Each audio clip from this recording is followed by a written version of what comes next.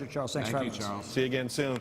Meanwhile, Heritage Action for America has long demanded the repeal of Obamacare, so it's not surprising that this conservative powerhouse is less than satisfied with what they're seeing so far, American Health Care Act. In fact, they quote the great communicator himself by rebuking it, saying that Ronald Reagan once said government's view of the economy could be summed up in a few short phrases. If it moves, tax it. If it keeps moving, regulate it. And if it stops moving, subsidize it. The ACA does all three. Here to debate, Heritage Action COO Tim Chapman and Tammy Bruce. All right, Tim, you just heard the congressman there. There's a bubbling of excitement on Capitol Hill that when it's all said and done, concerns like yours and others will be addressed. How do you feel about that? Well, I sure hope they're addressed. I mean, I'm excited, too, to repeal Obamacare. We've been fighting for this for a long time. I mean, this has been something that conservatives and Republicans have been fighting for 7 years. We won multiple big-time midterm elections on this promise to repeal, fully repeal the bill. We passed a kind of a dry run of this in 2016 that fully repealed it. And, you know, what we're trying to push right now is for a full repeal that's not splitting the Republican Party, that doesn't split the Republican base and cause a lot of angst within the party. And I think, unfortunately, this bill right now has some work to do before we get to a place where What's your number one problem with it, Tim?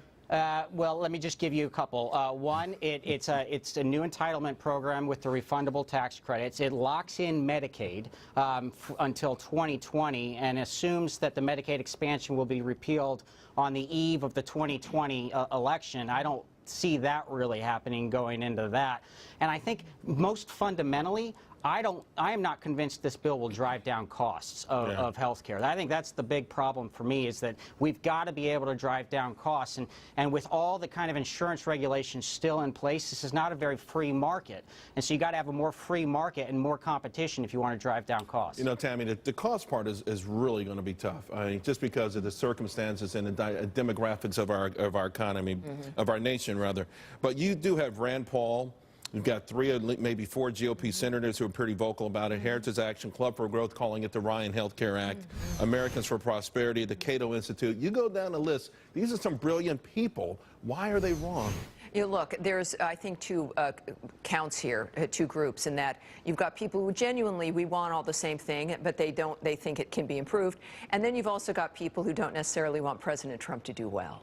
Because in order for his, the economy... Are you saying there's some still on the Republican side of the aisle? Oh, yeah, the Koch brothers have come out saying we hate it, it's Obamacare 2.0. You're looking at, I think, a political framework here that recognizes that this, even this bit of this first part of the 3-step program will help the economy and help the Trump team get to that 3% and 4% growth over the year. We need to do this. We need this element to pass so that Americans get more money into their pockets, get rid of these taxes, get rid of the mandate, et cetera. So I think there's some politics in it. But in the end, when we're looking at what's going to make this work, the president has a tough dynamic of what Obama set up as a major landmine. Most people went into Medicaid. That is the growth of Obamacare. And if you are going to cut all of that out right now, you're going to have some general chaos. This is, it seems to me at this point... You're going to put a lot of Republican governors in jeopardy. Well, you're going to have Americans in jeopardy. You're going to have politicians who are looking at and going to have to deal with voters and the problem there. But it also is not reasonable to put a bunch of people on the street. I trust them when they are talking about doing this step by step. They know what they were elected for.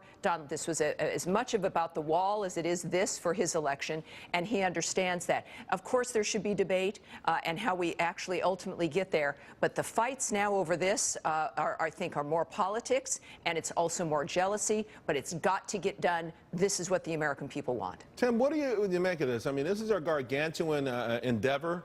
The idea that it can all be bundled up in a nice bow overnight may be far-fetched. What about the notion that, hey, you do what you can and you chip away at the edges, including some of your concerns? Yeah, I think that's the way to go. I really do. And I just want to address Tammy's point. I mean, I think there may be some people who don't want Trump to succeed, but I think in large part conservatives are overwhelmingly excited about this president. And he has a mandate to do the things that we have kind of dreamt of for 7 years. So we want him to succeed. And I think that one of the things I'm worried about here at the onset of this presidency is that the dynamic we've had in the party for the last 6-7 years has been that we would craft legislation and we would roll conservatives in favor of moderates. And I want this president to have a united base. I want this president to have all the momentum possible behind him. And so I think during this process, this conversation, the negotiation as president, let me just say, though, it has been needs 6 to be years. ongoing. Let me just add, it has been 6 years. The Republican Party has had this many years to do this.